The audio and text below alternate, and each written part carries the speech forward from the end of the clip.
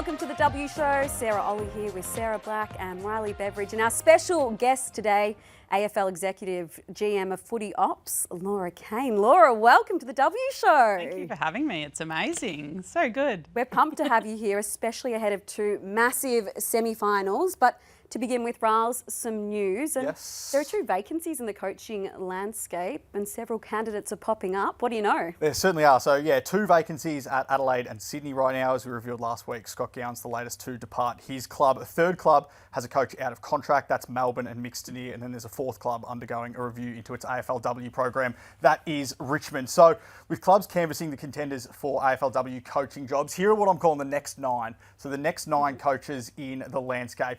And top of that list is Reece Harwood, the North Melbourne assistant, who, alongside Darren Crocker, is one of the architects of that program's success. I think he's widely viewed across the competition as the next cab off the rank and is so highly rated across the AFLW landscape. I'd be stunned if he didn't land a senior coaching job either this year or over the next couple of years. Tanya Hetherington is another one who's considered around the league as a definite coach in waiting. She is very highly rated in AFLW circles. And then Daniel Harford, the ex-Carlton coach, has also been sounded out for a lot of vacancies across the last couple of years and remains high in the thoughts of clubs. Shay Sloan, Emma Zielke, Courtney Cramey among the most highly rated assistants. There's a couple of current players on that list in Emma Carney and Alicia Eva. Now, Alicia Eva is signed on to play next year. Emma Carney isn't, but the expectation is that she will play on next year, but they're viewed as potential ones for the future. And then there's Kate McCarthy, who this week expressed her interest in a return to coaching. She's got a lot of support from clubs around the league as well. She's another one who's very highly rated. I want to ask you though, Laura,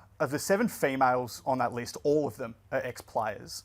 How much has that been a point of emphasis for the league in trying to build these next coaches in waiting? Oh, it's a really strong focus of ours. There's some amazing people that you just reeled off in football generally, but Emma Carney, Alicia Eva as two of those examples, both candidates in our female coaching acceleration program working across the men's department. Daisy Pearce was hired as a senior coach from that exact role. I've known Emma and Alicia for a really long time, both played at my local club. Alicia's also in our general manager of football leadership program. So I think what we're really proud of now is the progression of these women from players to whatever they want to be in football from an administration or a coaching perspective. Let's get to this weekend at Icon Park. I cannot wait to do or die semi-finals. 1:05, it's Melbourne and Adelaide. Then a little later on at 7:15 p.m, the Hawks take on the Blues. Talk to us around the scheduling, Laura. Why are they both on Saturday and why aren't they back-to-back? There is a bit of a lag between the two matches. Yeah, so we look at a whole variety of factors. Days break is one of those factors leading into preliminary finals. And obviously then the grand final. But we also feel that we can have two really strong standalone events. So we know, I grew up across the road from Icon Park. There's lots to do in Carlton or on Sydney Road in between. And what we want to do is make sure that we have two big standalone events. And we work really closely with our broadcast partners to make sure that they're in the right time slots for people to also watch on TV around the country. So we're really excited, and I think there'll be lots of people that spend the day out in the inner north.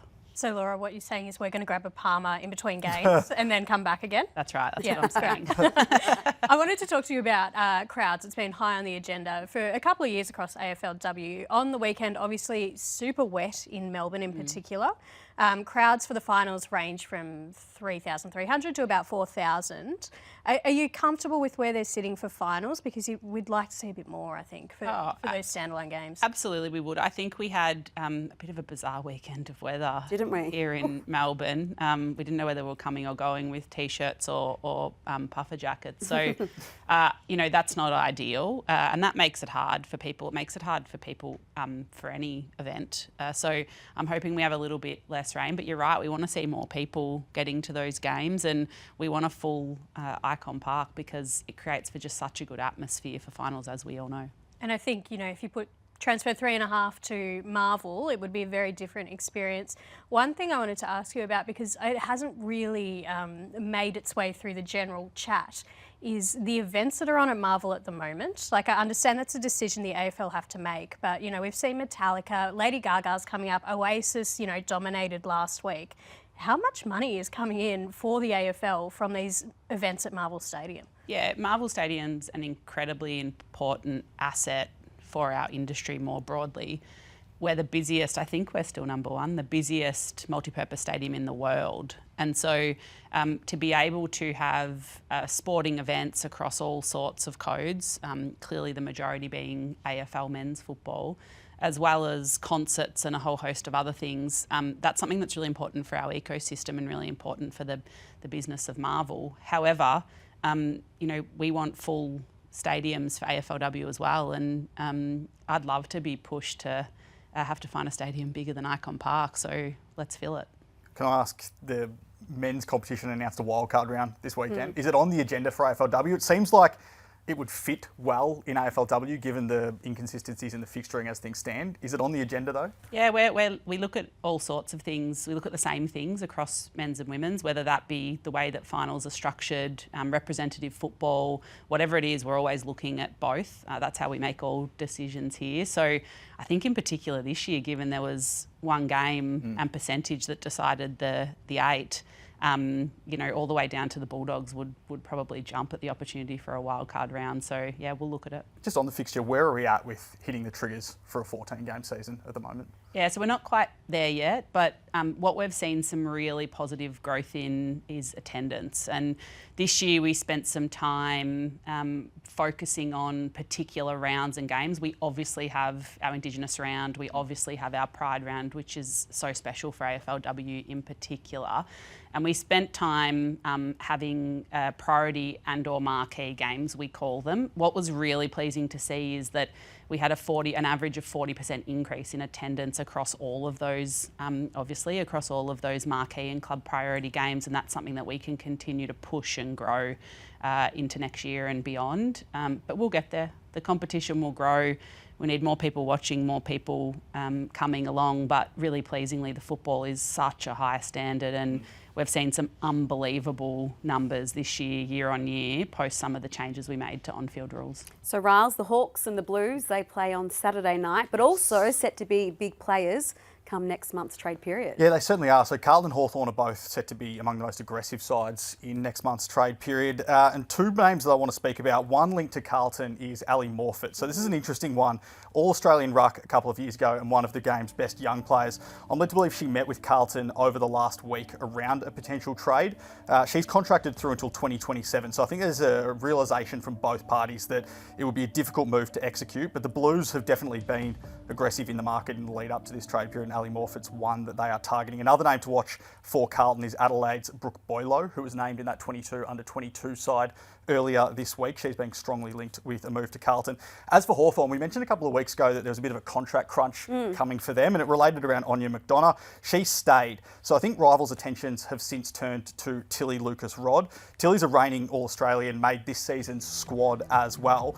But clubs have recently been alerted to the fact that Tilly could be potentially available for a trade at year's end. So people think that Tilly now could be the one that gets squeezed out of Hawthorn at year's end, which is quite surprising. Yeah, former captain, and they've been a really great player for the Hawks for quite some time now, having moved across when they joined the competition. So a couple of names to watch there, Sarah. So speaking of the Hawks, they're coming off a pretty humbling experience against North Melbourne, going down by 39 points. They didn't score a goal in that first final. This was North coach Darren Crocker post-match, just assessing how they went about it, the brown and the gold. You know, they did a couple of things that made it difficult for us, but in saying that, also we were really pleased with the fact that they were going to find it very hard to score with what they were doing. So always something illuminating from a Darren Crocker post-match presser.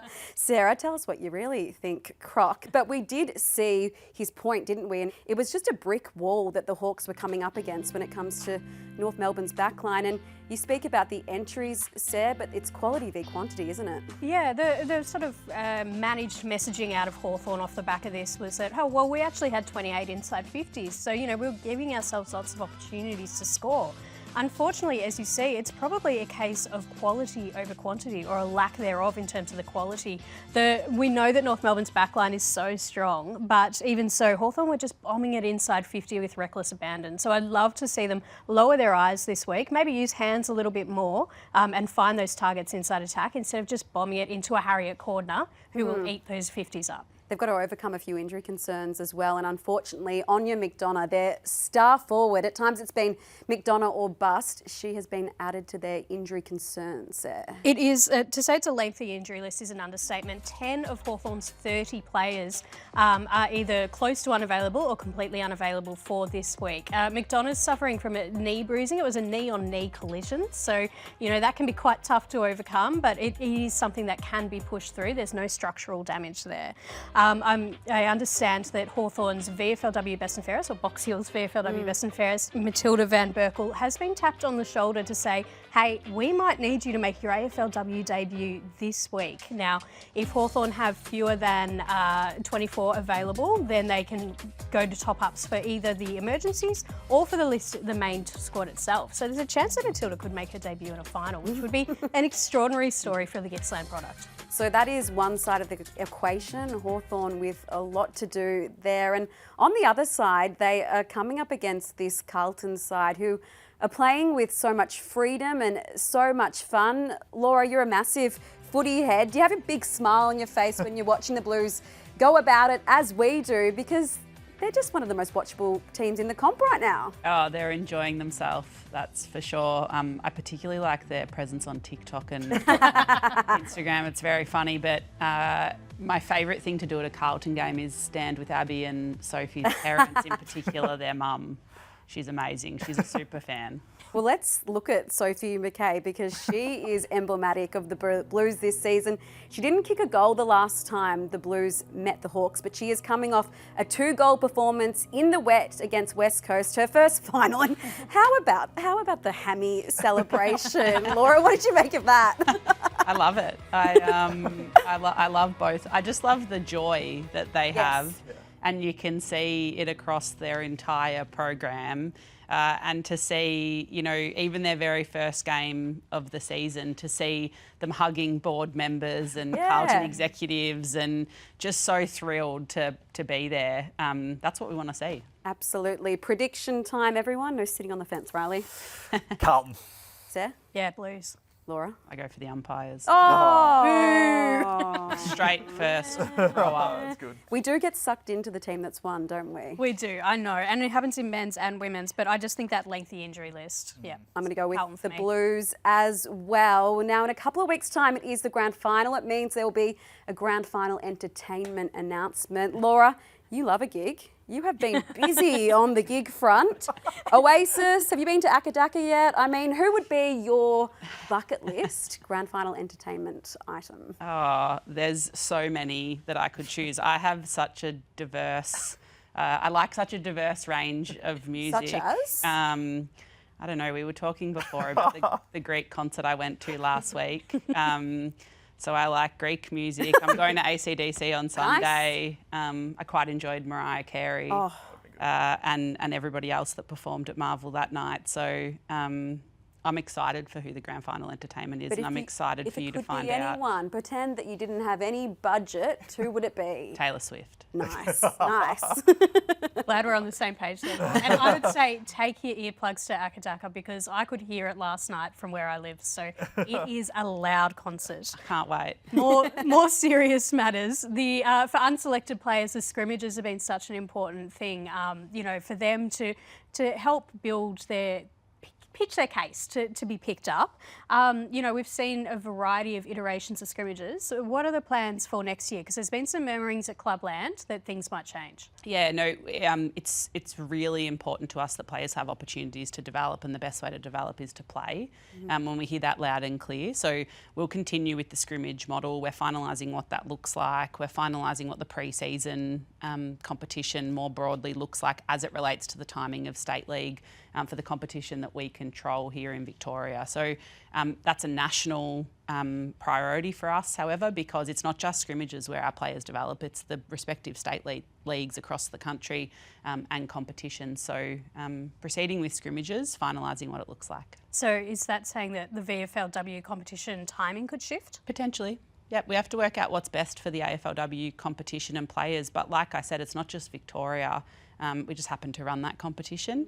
We work really closely with the WA football and waffle competitions and the SAMFL to make sure that we have alignment as best as we can. And then clearly up the East Coast and down in Tassie and the Northern Territory, we want players all around the country to have the same opportunities. So we'll get there, just not quite there yet. North Melbourne's on this incredible unbeaten streak, 27 games, they stretch it to on the weekend. I've been big right the way through this on that it's not necessarily a talent gap, it's a program gap. How do other clubs, do you think, bridge that gap now to get to North Melbourne's level?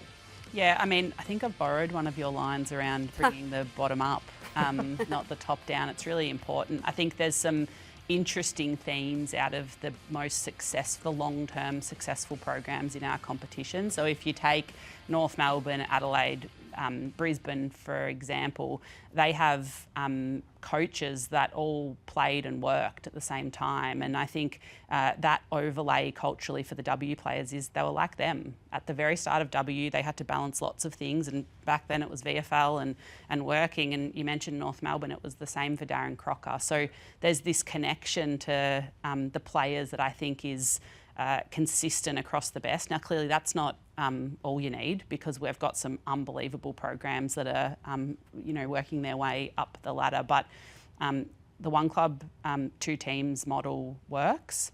I know you mentioned Reece before. I think he was the architect of the North Melbourne list, and you need strong people across your list management and high performance.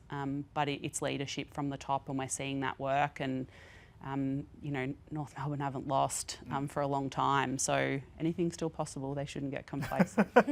So North will play the winner of the Crows and the D's, and that brings us to this week's Deep Dive. This weekend's match between Melbourne and Adelaide is a do-or-die clash for the two teams. They've met in 3 finals before. Adelaide's won 2, Melbourne's won 1. Let's see if Melbourne can even the ledger. But I am a little bit concerned about some of the injuries that they come into this game with. Liv Purcell, we know in round 2 did her knee, hasn't been there, but her being out in the midfield has stretched. Kate Hoare has to play a bit more midfield time. Megan Fitzsimons takes away from the forward line. You compound that with Eden Zanker, who's out with concussion this week.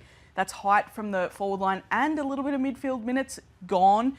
And then Maeve Chaplin, who is a shorter defender, but she plays tall, she plays as their rebounder. So these 3 injuries really take away the versatility that Mixtoneer has to offer on game day. And it makes me question how Adelaide is going to actually line up in their forward line. So we've got a little bit of a graphic here. Zoe Prowse last week played, instead of in defence, as a tall forward to really stretch St Kilda's back line. I think that they'll opt to do that again this week because of the way everything else structures up. She's 177 centimetres, Caitlin Gould is 182, and Eloise Jones is 169, but again, plays as that tall forward target. And you consider Talia Gillard, Saray Taylor and Gab Colvin are probably going to be their key backs. Gab Colvin hasn't played a lot of footy recently. That's probably how they choose to match up with them. I'm probably backing in these forwards in that context. And then you go to Melbourne's forward line. Taylor Harris is going to have to play as a key forward all day. She's played a lot more defence and different sort of roles this year. But with Eden Zanker out, Harris has to be the number 1 in attack. Georgia Gall is also in the side, 183 centimetres. She hasn't quite recaptured the form that she was in prior to her ankle injury, so there's a bit of pressure on her to perform in that role. And then Alyssa Bannon is probably their 3rd tall, even though she's more of that running type. And then when you consider Sarah Allen, Chelsea Biddell and Kaylee Cronin were the talls for Adelaide last week in defence, it's a pretty tall backline to have to contend with, so Melbourne's going to have to navigate that. Then we add in the extras that we've got on either side. For me, it's Lauren Pearce and Georgia Campbell, the ruck rotation for Melbourne. Whoever is resting out of the ruck in the forward line has to compete, has to be a presence. That's the one for me. So Lauren Pearce do it pretty well in the second half last week. Georgia Campbell has to also rise to that occasion. But then the others are Chelsea Randall and Gemma Rigoni. These are kind of the utilities for both teams. Chelsea Randall, we know, can play anywhere that is needed. You want to stretch the defence even further, send her forward. If you need a bit more coverage behind the ball, send her back. But Gemma Rigoni is the one that probably is the swing, depending on where Zoe Prowse plays. Gemma Rigoni can play forward, can play defence, and can have an individual match-up task. That's the one for me that is the swing, depending on where Zoe Prowse plays. Team, do we think Melbourne's forward line can compete? Ooh, it's going to be tricky, Gem, without Eden Zanker. And Laura, Please Explain was issued to the Ds because it was a bit of a grey situation around the weekend, which we don't want when it comes to concussion. I mean, the players' safety is so paramount. Where does that sit, that Please Explain? Yeah, I mean, we don't want to see concussions at all, and we hope Eden recovers quickly. We sent Melbourne a Please Explain under our concussion protocols. Melbourne have a couple of days to come back to us, and we'll make a decision on next steps over the next few days. There was another concussion on the weekend to Hawthorn's Emily Everest following a tackle from Talia Randall at North Melbourne. I'm told there's a bit of angst internally at the Hawks as to why Talia Randall wasn't cited by the match review for a potential dangerous tackle. Can you talk us through the match review findings here? Yeah, so the same goes here. We don't want to see players concussed, and we want Emily to be back. We don't want her missing finals. Our MRO reviewed this incident. We review a host of things on every game, every weekend. And whilst it was close, fell short of a charge based on Emily's arms, or at least one being free. Yep. And so what we have to look at, and what our MRO has to look at, is what's the precedent set across men's and women's, and what are the tribunal how are they making decisions? And we felt that it fell short of rough conduct because of that feature. So really unfortunate. We don't want to see it, but it didn't quite get there in terms of a charge. So, Raz, we'll move on to the Crows in just a little bit. But before we do, some trade news around two key Ds. Yeah, so a couple of Melbourne forwards who have been in club sites for quite some time. Taylor Harris is one of them, but I can say today that she's now re-signed at the Ds for 2 more seasons through until 2027. It's a pretty remarkable turnaround in her situation, given she was so close to joining Hawthorn on deadline day last year before that trade collapsed, literally minutes before the deadline passed. So she'll stay for another 2 years, which is a huge boost for the Demons' attack, given they're likely to have a bit of a makeover in the trade period. So Eden Zanker, we've mentioned her a few times. I think now the overwhelming likelihood is that Eden Zanker requests a trade to Western Australia at season's end. West Coast and Fremantle both still very much in the race. No decision on a club has been made yet. No decision on exactly what she's going to do with her future has been made yet. But I think now both at Melbourne and from teams across the West both think that she's headed west at season's end. So Fremantle and West Coast are both in a fight to get Eden Zanker at the end of the year. Oh, could get very saucy on the trade period next month, Raz. But let's move on to the Crow side of the equation, Sarah. And Chelsea Randall, how good to see the veteran superstar back for the Crows for the first time since round 5. Because of concussion, she was a star in the first final, and the flow and effect of including Randall into that side, it's huge. Yeah, I think her absence really demonstrated just how much Adelaide still rely on Chelsea Randall. She's contracted to go around again next year, and it's great that she's back and healthy. The thing I wanted to point out with her return is that, you know, it's not just her impact on the field. It doesn't matter how Chelsea Randall plays. She will always draw a dangerous opponent. She'll always draw an opponent, whether that's to shut her down in attack or whether that's to look after her intercepting ability in defence. And on the weekend, I think we saw just the ability, the teammates say they stand tall around her. One of them was Indy Rashid. She kicked 2 goals, and I think it's no surprise that it came on the back of Randall's return to the squad, because all of a sudden, Indy's not playing on the 2nd or 3rd best defender. She's playing on the 3rd or 4th best defender, and she can get off the chain. So I had a quick chat to Indy earlier this week, and she said the impact that Randall has, she just adds some confidence around the group. They know they've got Chelsea Randall in their back pocket, there to put the superhero cape on if they need her. And as you can say, she can play across. She can play anywhere. Line. Versatile, like the 3 of you. We're going to get predictions. Laura, you need to get the splinters out of your bum for next time. Maybe, Laura, this could sway you. This was Ebony Marinoff upon learning that her side was playing the Ds. Brizzy or Melbourne win? Huh? Did Brizzy or Melbourne win? Brisbane. Okay. So who are we playing? Ds. Playing Melbourne. All right, guys, you know we're playing next week? Yeah. Melbourne and I'm on next Saturday. Was that a wry smile I spotted from one Ebony Marinoff? Rather happy to be playing the D's and not the Lions. Has that swayed you, Riles? Which way Well, are they you need a win leaning? now. Yes. I'm tipping Melbourne. I'm going to go with the D's too. Sir? I don't like riding Adelaide off in finals. Ooh. Steely. Okay. Laura? You know my answer. Good game from the umpires. Is there a variant on good game from the umpires? Is there something else you're hoping for? Well, there's bad game, and we don't want that. So just goal good. umpires, Just there's good. everything. Oh, no. They're all included. Yeah, all disciplines are included in that. And maybe some better weather this weekend, hey? That would be good. That's Might my do vote. a weather dance. So make sure you get on down to Icon Park. And if you want to get tickets, there is the link on the screen. As Laura said, go and have a Palmer, potentially a pot between the two matches. It's going to be a really festive day down at Icon Park, and we'll see you next week on The W Show.